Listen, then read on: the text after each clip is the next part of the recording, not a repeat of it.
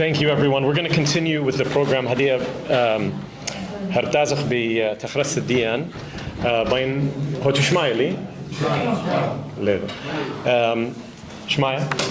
Okay. It's my pleasure to now introduce to you our next speaker. Anahit Khosroeva is the current visiting scholar in Near Eastern languages and civilizations at Harvard University. Anahit is a genocide scholar born in Armenia. She tackles several languages in her work, including Armenian, Assyrian, English, Russian, Persian, and Arabic, and even Spanish sources as well. Anahit's research interests include a variety of topics, including comparative genocide studies, Assyrian, Armenian, Greek, and other genocides beyond the genocide of World War I. She also works on human rights and international relations. Currently, we have her at Harvard University, as I'm also from Boston, so we're very excited. She's spoken all around the world in various countries, and from Armenia, of course, but also into other countries throughout Europe, Eastern and Western Europe, the United States, of course, and other regions as well. Her work has been pivotal in the shifting of the way in which the process of genocide and genocide studies is thought about, especially the usage of Assyrians and the inclusion of Assyrians within the larger genocide context. And recently I was lucky to have heard portions of this talk at Harvard University about 8 months ago. And I'm very excited to hear portions of it again and new segments as well. And I think you guys will really like it, as she has found some incredible documents. So I will turn it over to Anahit. Professor Donovan, thank you so much. It's kind of official because we are friends, but you know, it's a conference and we have to keep all these segments. So first of all, before I start, I would like to thank all the organizers of this conference. Salamanca University, Professor Apremildis. Is that okay? Yes. And Archival Organization of France. Thank you so much for having us. It's my honor to be here. And again, thank you so much, Salman, for your beautiful and kind introduction. So I'm not going to take much of your time. And the topic, archival resources on Assyrians at the National Archive of Armenia, it's kind of new for me by myself because, as you know, I'm a genocide scholar and I'm more focused on Assyrian, Armenian, and Greek genocide. But I mean, when I speak about this and you have questions, of course I will answer. But this is something new and important for us because we have so many resources in Armenia, in Georgia, in Russia, which unfortunately it's just getting lost from decades, and it's more than, I mean, it's almost like 110 years from the genocide, and these archive materials, they're just getting old and old, and I just decided to start to do that, and I hope one day, like other students and other generations, they will continue. So let me start it. The National Archive of Armenia is a non-commercial state organization that carries out scientific and cultural activities under the direction of the Ministry of Territorial Administration of Armenia, which searches, registers, preserves, and uses the collection of archives of our country in accordance with the legislation of the Republic of Armenia. The agency was officially founded in 1923 in the city of Yerevan, the capital of our state. As the keeper of the records of the federal government, the National Archive of Armenia has in its care the largest accumulation of original documents in the country. So for so many people, I mean, I'm sure like professors and doctors, they know what's archive, but let me just give a brief explanation. What is an archive? An archive is a space for the preservation of the records and materials for their long-term value. It is a documentary byproduct of human activity according to the International Council of Archives, therefore providing a direct window into past events. Among the holdings of the National Archive of Armenia are records on nearly every known recording medium: manuscripts, typewritten and printed text on paper, engrossed documents, printed maps with pencil or pen and ink annotations, manuscripts, maps on paper, still pictures on paper, glass, metal and plastic film, photographs and slides, architectural and engineering drawings and blueprints, motion picture film in black and white and color, sound recordings and machine-readable records from many electronic data processing systems. Today I am going mainly to speak and show the archives, which are physical contained terms such as reports, letters, notes, photographs, etc., because these are the type of the documents which are related to the Assyrian resources. Why the archives are important for us? Because if most of the books in the library are often secondary sources of information, there are records in an archives are primary sources. Archives provide first-hand information of evidence relating of historical events and figures. They contain primary sources of information that can give us insight into the actions and decisions of governments, institutions, communities, and individuals, and at the same time serves as a repository for our memories. However, an archive isn't just about keeping a bunch of cool old stuff in one place. It's important to record material while preserving the context in which it was created and to be able to show how it is connected to its sources. Where possible, storing material in an archive also involves being able to provide a complete picture of how and why it came into being.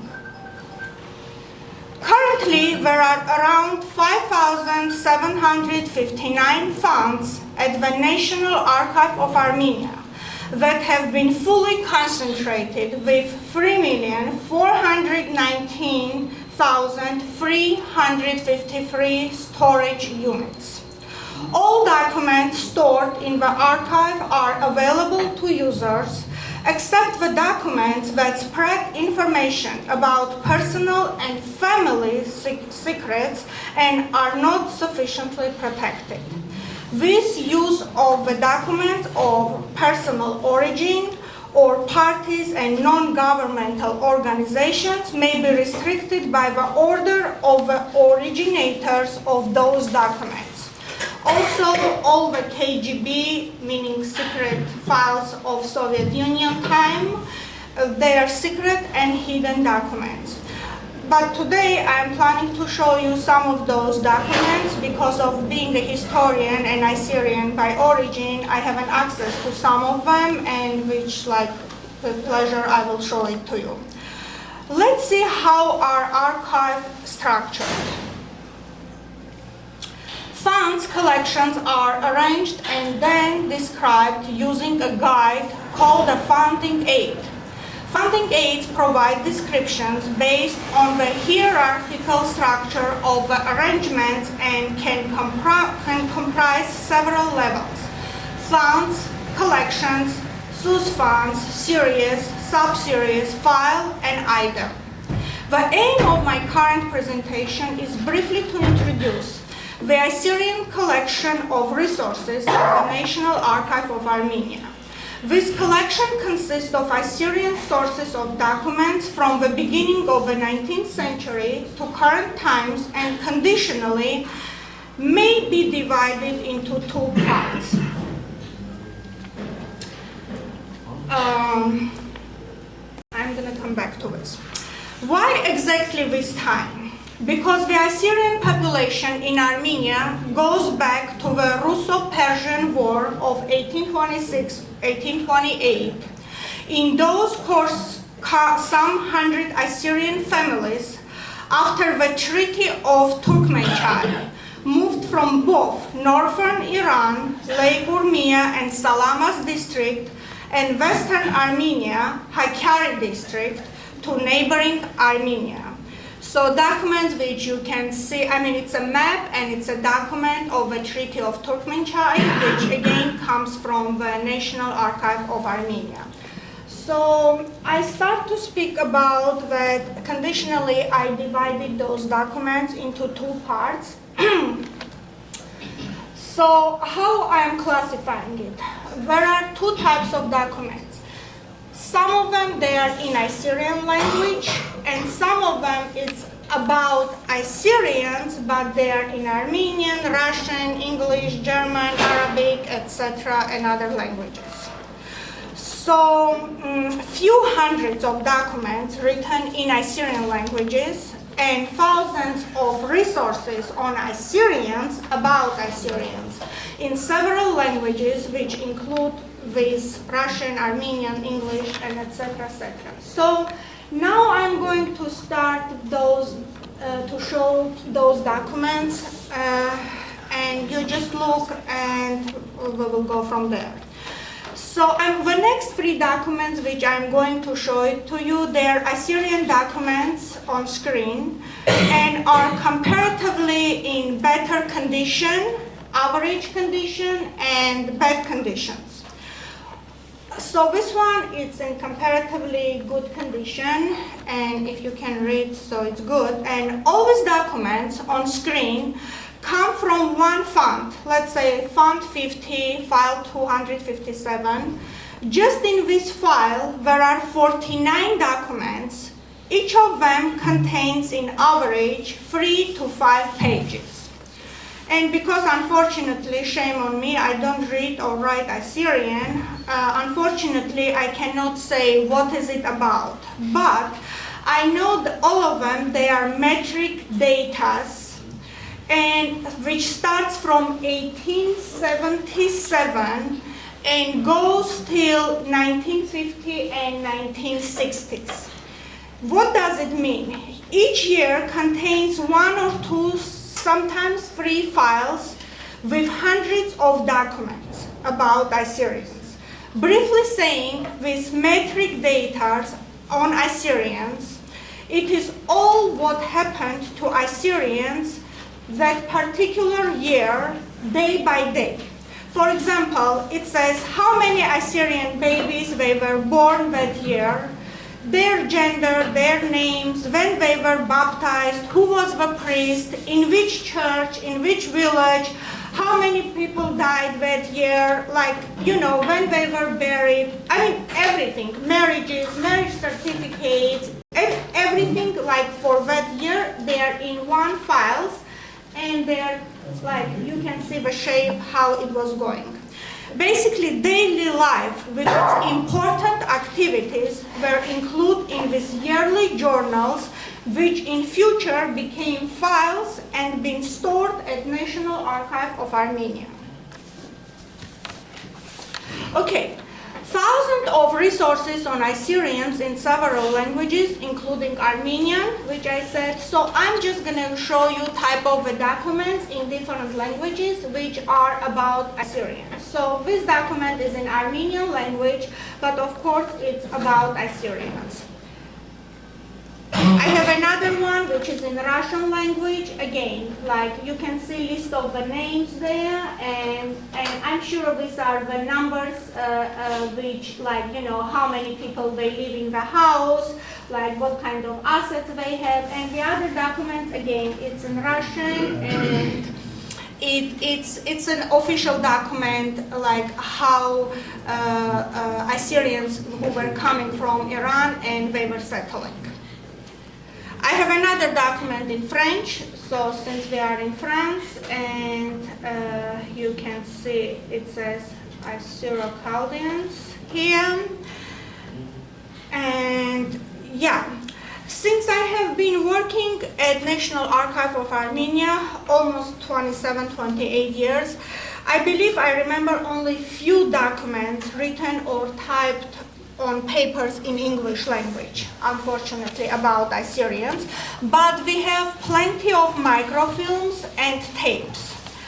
I have one to show it to you, and you can see the quality is very, very bad, but it says like, it gives number like 9,000 to 13,000 from Baghdad being like, you can see they came to Urmia, so it's like, so next one, okay, microfilm, which I was saying, is a 35 millimeter film on which printed materials are photographed at greatly reduced size for easy of storage.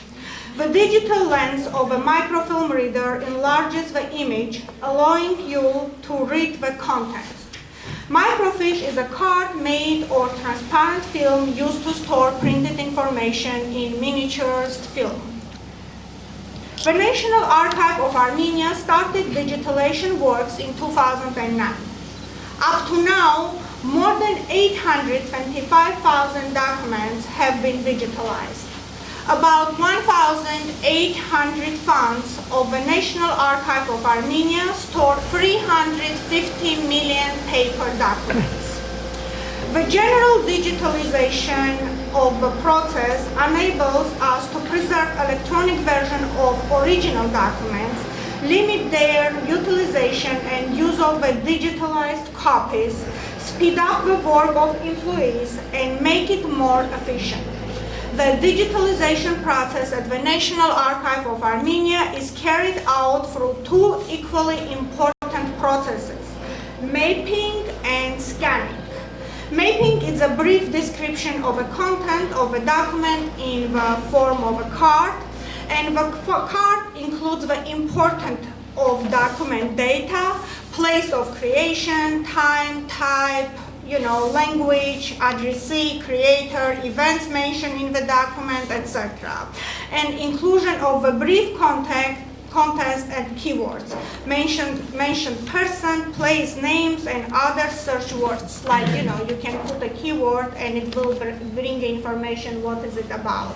And scanning is the creation of electronic copies of archival documents and pictures using scanner.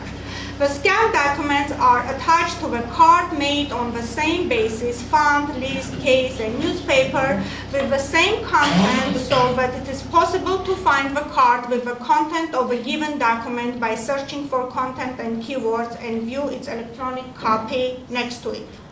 The process of digitalization is one of the screen if you are interested. It's here. So the main part of the Assyrian collection in Armenian archive consists of handwriting, correspondence, and papers, while the other part is typewritten materials, photographs, newspapers, eyewitness notice, letters, files, business cards, oral recordings of Assyrians or about Assyrians, microfilm, tapes, etc. The significant part of the Assyrian archives includes distinctive files about the well-known Assyrian individuals such as Freydun Aturaya, Malek Kambar, General Agapotros, etc. So, of course, we all know who is Freydun Aturaya. I'm just going to skip this part to take the time, but I'm going to show you the documents and pictures which they are coming from National Archive of Armenia about Freydun Aturaya. So this document, it shows it. Okay, I'm going to give a brief description about all those individuals. And this document says, so it was written by Freydun Aturaya, typewritten by Freydun Aturaya to head of the cabinet, nowadays Prime Minister of Armenia, saying him that 8 months ago it was Paris Peace Conference where from the national delegation of Assyria, which he was representing, were 3 people sent. And he was speaking about the collaboration with the Armenians because they were the people they subjected to genocide together. And of course, I cannot show you all the documents, but this is the cover and the first page of the document. And this is the picture with Freydun Aturaya, which comes from the National Archive of Armenia. So here I just zoomed his letter to Prime Minister Khatisyan, which on the right side you can see it's in Russian language, says Assyrian National Delegation of Georgia from 25th of November 1919. And on the other side it says to the Prime Minister of Armenia, Alexander Khatisyan. And on the down portion you can see it's Freydun Aturaya's signature that he gives like after his letter. So next person which I'm going to speak again is Malik Kambar. I mean, all of us, we know who is he. And in National Archive of Armenia, we have plenty of documents on Malik Kambar. And I'm just going to show you three different types of documents on Malik Kambar. For example, one of the documents, it says that military prosecutor Lieutenant Alexanyan, who was an Armenian, they ordered him to go to find some information on Malik Kambar because that time there were rumors going around the world saying that he is living in Transcaucasia, and by being him in Transcaucasia, they were interested on him because they say everybody they say about him, he's potential candidate to Assyrian throne in future if Assyrians they will have an autonomy in western Syria, meaning Syrian Jazeera region. So, and also in Armenian National Archive, we have a business card of Malik Kambar, which they are not allowing me to take a picture of it. So the next person is, of course, General Aga Petrus. Again, I'm going to skip this part. We all know who is he, but I'm going to show you the document on Aga Petrus. It's in Armenian language, very bizarre handwriting, but it says this sentence about Aga Petrus. Throughout the war, Aga Petrus led successful campaign against the Ottomans and Kurds, most notably the Battle of Suldus, where he beat back the Ottoman force against the greater odds. Moreover, Aga Petrus defeated the Ottomans in Sauj Bulak and drove them out, as well as the Ottoman and Kurds forces in Mosul. All things considered, it's accomplished such all this which earned him the title of being Assyria's greatest military hero. So, next significant collection of resources of the Armenian National Archive, which I would like to emphasize, are the outstanding classified documents about Assyrians who were deported to Siberia by the order of Joseph Stalin. Okay. So in these documents, you can see documents which are related to Assyrian exile to Siberia. Their decisions, orders to arrest, deport, appealing, rejecting. You may see all the handwriting, typewriting documents on it. And I separated this document. No, this is again like the same type of document on Siberia. And in this document, I just separated this document because my grandfather's name is Deya, and it says Khosroeva Yosef Yakovlevich. He was born 1892.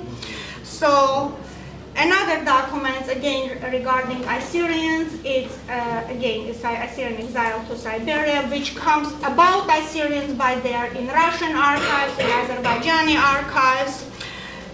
And all these documents partially they are included in this book, which I am an editor there. It's Assyrian Exile to Siberia, and the pictures they are coming again from the National Archive of Armenia, and these are all Assyrians from Armenia who were deported to Siberia.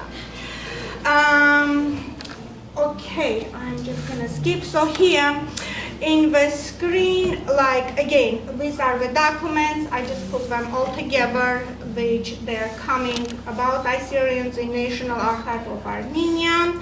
Here you can see Assyrian churches in Armenia. Again, like all the pictures, they are old pictures, and their church in Armenian village, in Armenia, Assyrian village of Gvin, Mar Koryakos in Golaisor, Mat Mariam in Arzani, etc.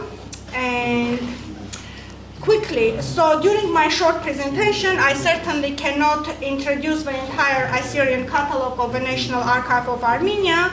However, as a genocide scholar, now I would like to focus on few significant files that relate to my main topic, the genocide of Assyrians in the Ottoman Empire and its aftermath.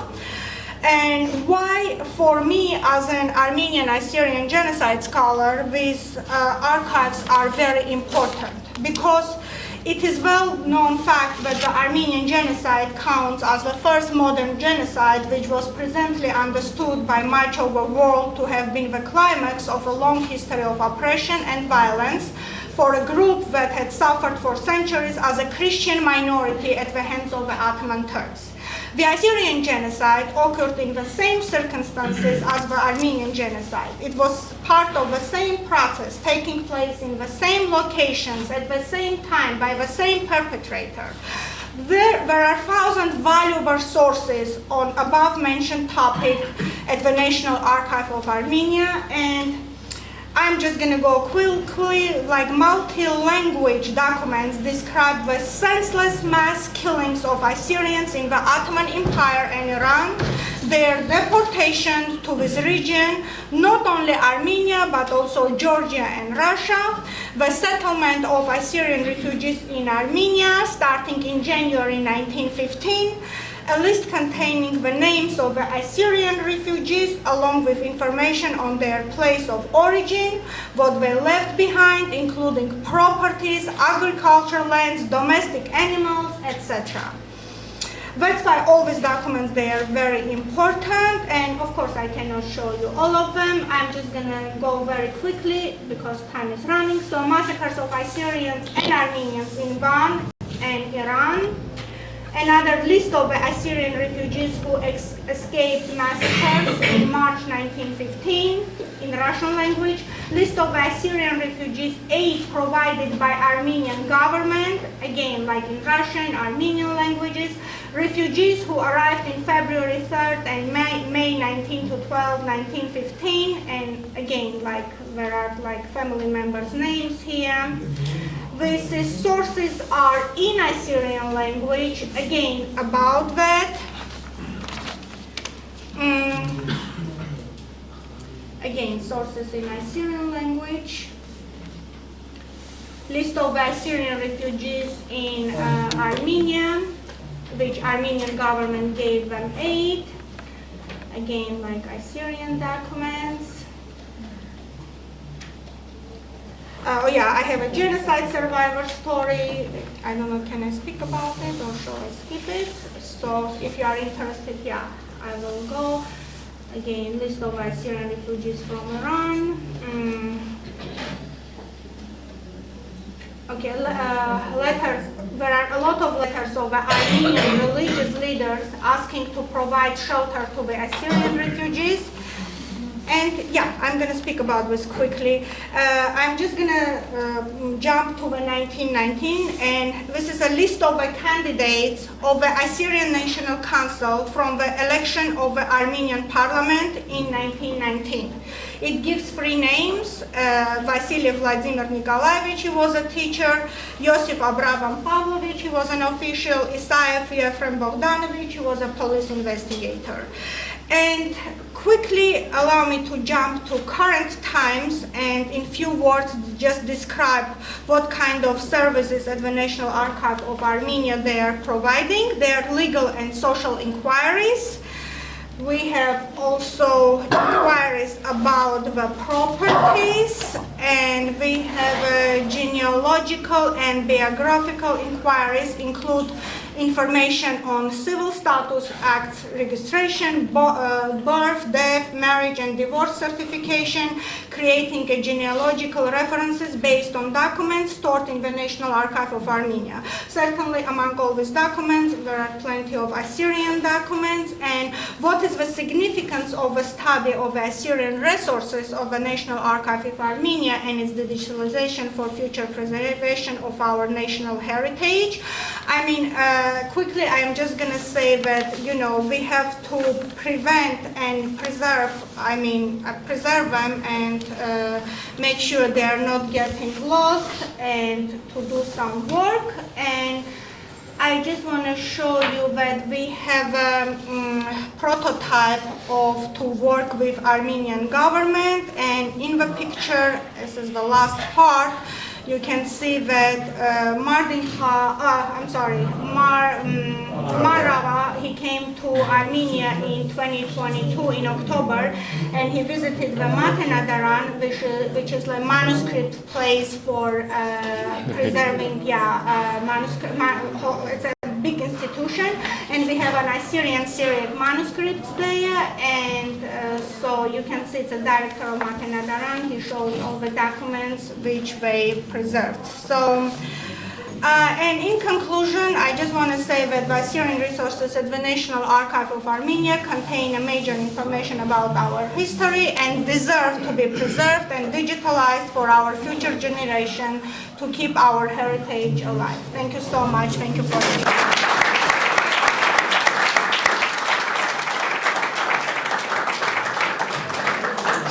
Taudiu Basimta Anahit.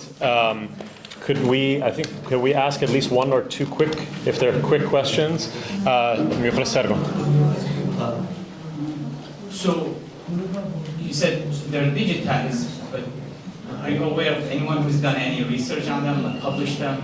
No, unfortunately no. So that's why, like, this is not doing anything, so this is just motivated me. Right. So we have to do something about this. And are they in sufficient numbers that someone can spend some time and actually? We need, unfortunately, like, to go to this archives, we need a governmental permission, but I'm sure, like, there are steps with which we can get it. If there are people, students, Assyrians, like, they're scholars, they are interested to do it, I'm sure we can do it.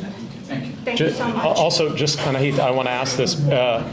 Have you published all of these? Because I want to make sure that people that are taking pictures... It's okay. It's okay? Yeah, okay. it's okay. Yeah, okay. I have a permission. So, thank you so much. Thank you so much. I have a little story about this archive. As you know, I have a great network.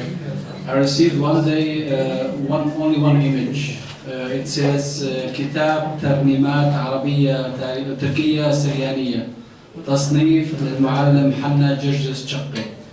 This guy is the teacher of Nahum 5.